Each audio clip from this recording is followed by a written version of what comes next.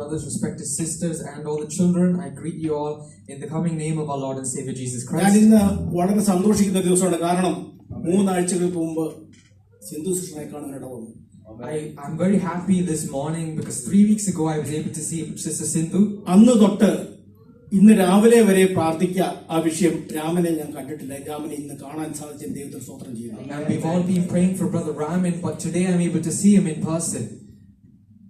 മാനുഷിക മൂല്യങ്ങളെ മാനിക്കുവാൻ പഠിക്കുന്ന, മനുഷ്യ മനസാക്ഷിയെ പിടിച്ചെടുക്കുവാൻ മതിയാവുന്ന സാഹചര്യങ്ങളിലൂടെയാണ് നാം ഓരോ ദിവസവും കടന്നു പോകുന്നത്.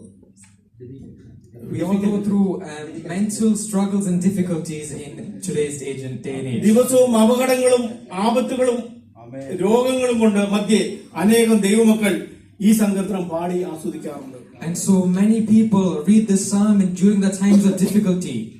ലോകജാതികൾ സമ്പത്തിനും ആശ്രയിക്കുമ്പോൾ, സൈന്യത്തിലും ആശ്രയിക്കുമ്പോൾ ദൈവമക്കൾ ദൈവത്തിൽ ആശ്രയിക്കുന്നു.